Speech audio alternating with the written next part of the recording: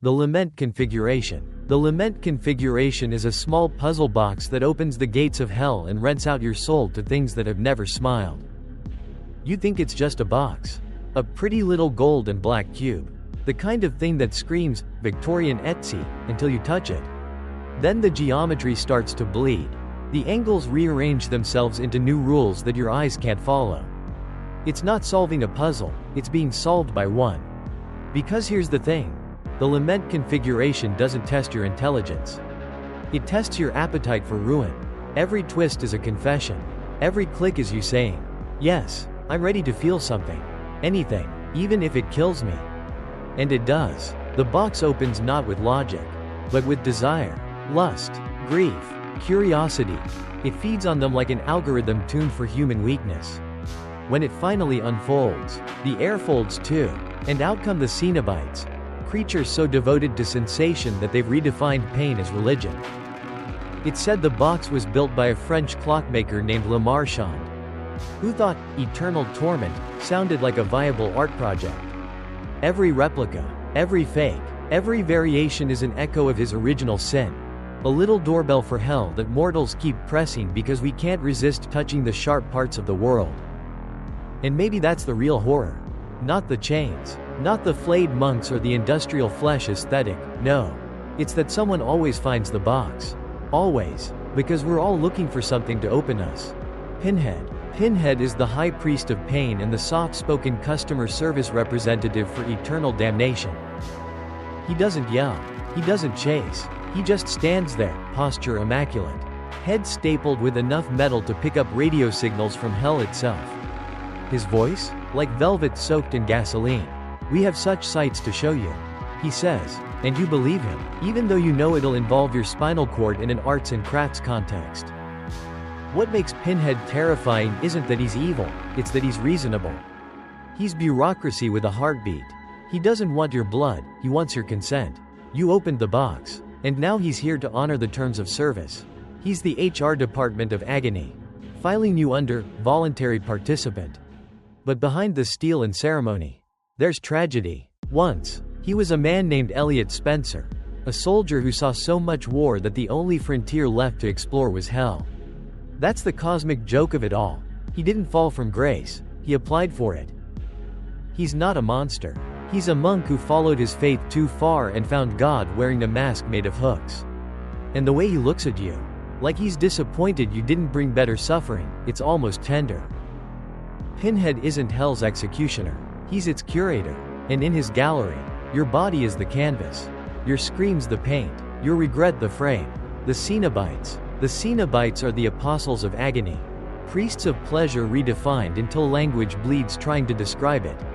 They're not demons, not exactly. They're explorers. Missionaries of flesh who wandered too far past the edge of sensation and came back with outfits designed by a sadist tailor who never heard the word subtlety.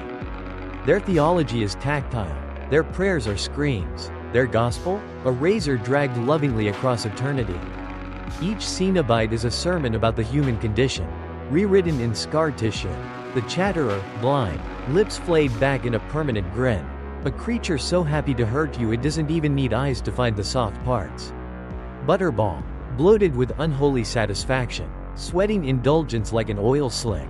The female Cenobite, voice like a lullaby whispered through knives. Every word an invitation to surrender. They arrive when the box opens. Not as monsters, but as hosts. And you're the guest of honor. No need to scream, they'll do it for you. In harmony, with surgical precision. The Cenobites don't punish, they fulfill.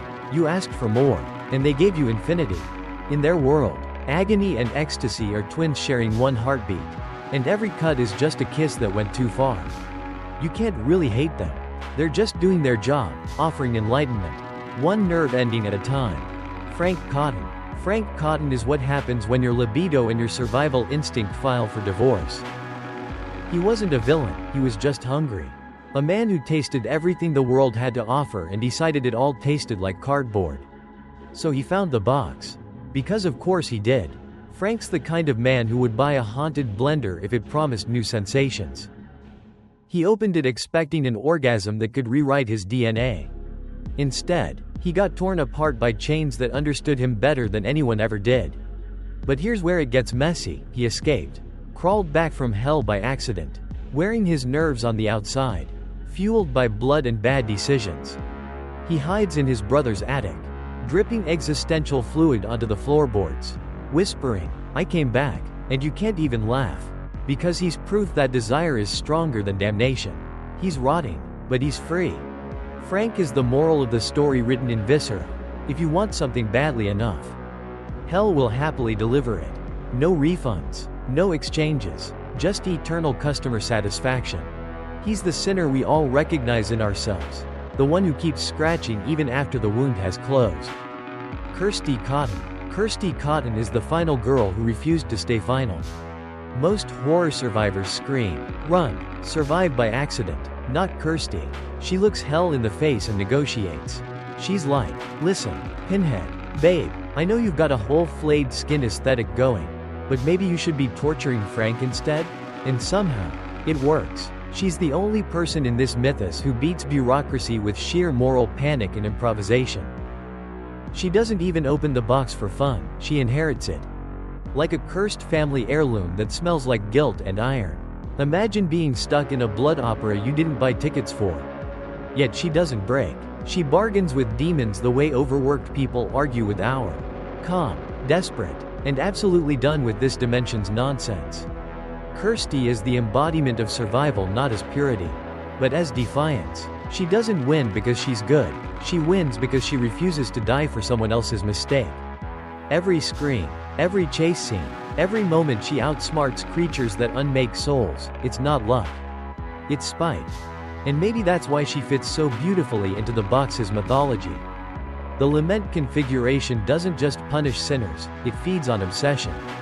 Kirsty's obsession isn't pleasure, it's justice. She wants to see the guilty suffer. In a world built on pain. That's practically saint-like.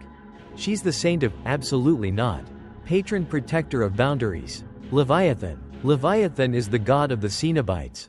The ruler of hell's labyrinth. The great black diamond that floats in an endless void humming like a migraine. It doesn't speak. It doesn't need to. Its presence alone makes geometry nervous. You don't look at Leviathan, you remember it. Like a sound you heard before birth. It's not evil. It's pure order. It's the math behind misery. The divine spreadsheet where all your suffering gets neatly itemized. In Hellraiser lore, Leviathan is desire stripped of chaos. Every human sin, every impulsive act, reduced to precise lines of cosmic calculus. It's God reimagined as an engineer who decided empathy was inefficient. And the Cenobites? Just quality assurance. Some say the labyrinth itself is Leviathan's body.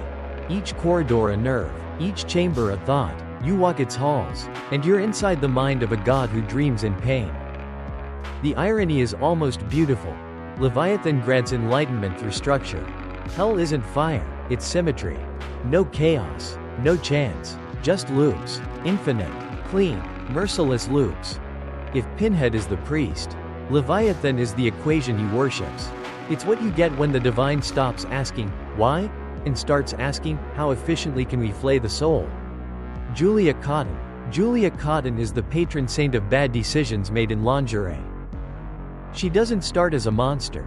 Just a woman with a secret so toxic it should have been buried with the wallpaper. She's married to Larry, but her heart, and other vital organs, belong to his brother. Frank, the kind of man who treats love like it's a blood sport. When Frank escapes hell as a skinless heap of regret, Julia doesn't scream, she helps him. She lures men to their deaths so he can rebuild his body. And she does it with lipstick immaculate.